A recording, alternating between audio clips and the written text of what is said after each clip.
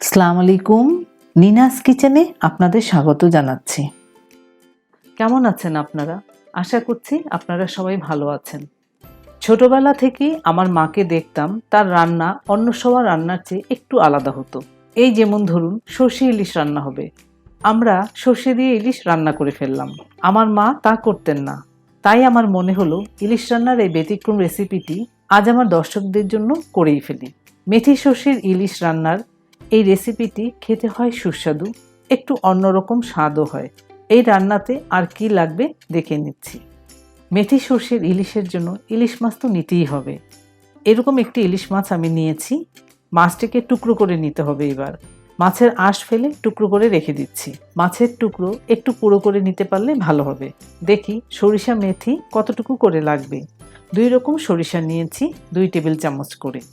সাথে নিয়েছি 2টি কাঁচামরিচ। মেথি নিয়েছি 1.5 চা চামচ।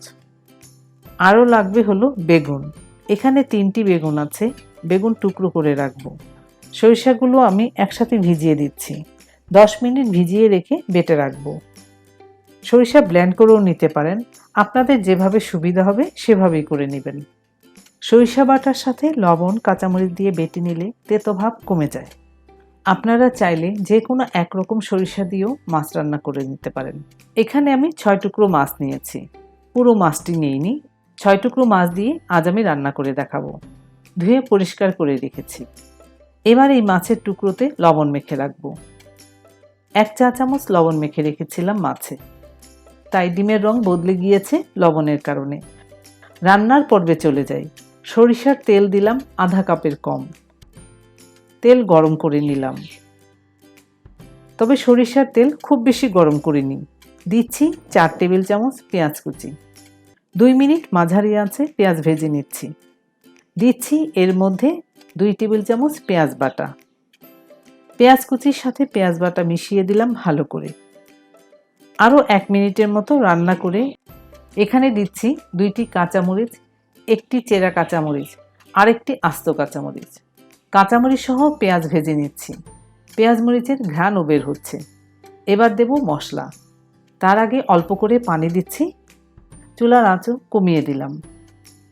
এর মধ্যে দিচ্ছি মরিচ গুঁড়া 1 চা চামচ, ধনিয়া গুঁড়া 1 চা চামচ, হলুদ গুঁড়া 1 চা চামচ।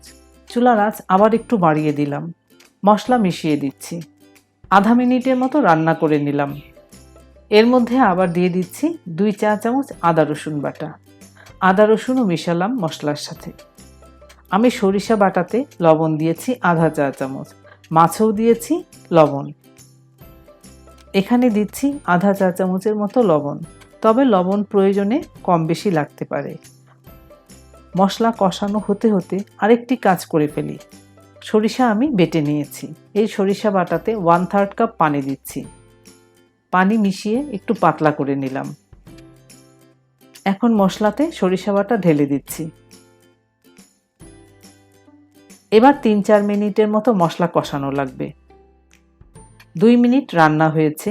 এর মধ্যে দিচ্ছি মেথি। সবটুকু এখন দেব না, অল্প একটু রেখে দিলাম, পরে ব্যবহার করব। এবার মেথির কথায় আসি। মেথি শুধু আমরা আচারে ব্যবহার করি। আজ তো দেখে নিলেন কিভাবে আমি মাছে ব্যবহার করলাম। মেথি তখনই তেতো লাগবে মেথি যদি আস্ত না দিয়ে আপনারা গুঁড়া করে দেন। আস্ত মেথি তেতো লাগে না, রান্নার ঘ্রাণ সুন্দর হয়। মেথি মশলাতে মিশানো হচ্ছে আর খুব সুন্দর ঘ্রাণও বের হচ্ছে। মশলা কষানো হতে হতে আবার দেখাচ্ছি সেই বেগুন। 2 ইঞ্চির মতো লম্বা করে টুকরো করেছি। এই টুকরোকে আবার 4 টুকরো করে নিয়েছি। তারপর পানিতে ভিজিয়ে রেখেছি। তাতে করে বেগুনের কষ পানিতে বেরিয়ে যাবে। বেগুন আর কালো হবে না। এর মধ্যে মশলাও কষানো হয়েছে। এবার দিয়ে দিচ্ছি টুকরো করা বেগুন।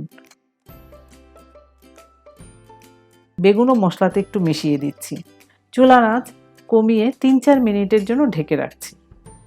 4 মিনিট পর ফিরে এলাম। এবার একটু দেখি কীরকম হয়েছে বেগুন। বেগুন ঠিক মতোই কষানো হয়েছে। অনেকটা নরম হয়েছে বেগুন। একটু নেড়ে দেখলাম। মায়ের রেসিপি পুরোটাই ফলো করেছি, তবে একটি জিনিস বাদে। তো বলেই ফেলি কি বাদ দিয়েছি। আমার মা এই মাছের টুকরোগুলোতে লবণ মেখে রেখে দিতেন। পরের দিন রান্না করতেন এই মেথি সর্ষে দিয়ে। বেগুন তো আছেই, তখন লবণ মাখা মাছগুলো ধুয়ে রান্না করতেন। ভয় পাবেন না, সেই মাছে গন্ধ হতো না। এখানে আমি গরম পানি ব্যবহার করব। দিচ্ছি পানি, 1.5 কাপ পানি দিলাম। পানিও মিশালাম মশলার সাথে, ভালোভাবে ফুটে ওঠার অপেক্ষা করি। ঝোল ফুটে উঠেছে, দিচ্ছি এবার মাছের টুকরোগুলো। মাছে আমি লবণ মেখে রেখেছিলাম, মাছ আর ধুতে হবে না। লবণ মাখা মাছ দিয়ে দিচ্ছি এখানে। ঝোল মাছের উপর উঠিয়ে দিচ্ছি। রেখে দেওয়া মেথিটুকু দিয়ে দিচ্ছি। এর উপর আবার কাঁচামরিচ চেরা ছড়িয়ে দিচ্ছি। এখানে 3টি কাঁচামরিচ আছে। আবারও ঢেকে দিলাম, চুলার আঁচ একটু বাড়িয়ে। 8 মিনিট পর ফিরলাম। মাছ নাড়া দিয়ে উল্টিয়ে দেওয়ার কোনো দরকার নেই, এমনিতেই রান্না হয়ে যাবে। ইলিশ মাছ রান্না হতেও সময় কম লাগে। নেড়ে দেব না, এভাবে হাঁড়ি ধরে ঝুলিয়ে দিলেই হবে। ইলিশ মাছ আমরা নানাভাবেই তো রান্না করে খেয়ে থাকি। আজ আমার মায়ের রেসিপিতে রান্না করলাম। আশা করছি আপনাদের খারাপ লাগবে না এই রেসিপিটি। আবারও চুলার আঁচ কমিয়ে ঢেকে রেখেছিলাম আরও 5 মিনিটের জন্য। তেল ভেসে উঠেছে, রান্নাও হয়ে গিয়েছে। এবার চুলা বন্ধ করে দিলাম। আপনারা ঝোল একটু বেশি পছন্দ করলে আর শুকাবেন না। আর যদি মাখা মাখা খেতে চান তাহলে ঝোল আর একটু শুকিয়ে নেবেন। আমি একটু মাখা মাখা রাখবো, তাই ঝোল একটু শুকিয়ে নিচ্ছি। এখানে ঝোল শুকানো বা ঝোল একটু রাখাতে খাবারের টেস্টের কোনো পার্থক্য হবে না। আমি আপনাদের প্রথমেই বলেছিলাম সর্ষে ইলিশের ব্যতিক্রম রেসিপি দেখাবো, তাই দেখালাম ব্যতিক্রম এই সর্ষে ইলিশের রেসিপি। ব্যতিক্রম এই সর্ষে ইলিশ খেতে অসাধারণ। আপনারা ভালো থাকুন, সুস্থ থাকুন, ঘরে থাকুন। ধন্যবাদ সবাইকে আমার ভিডিওটি দেখার জন্য। আপনারা ভালো থাকবেন সবাই।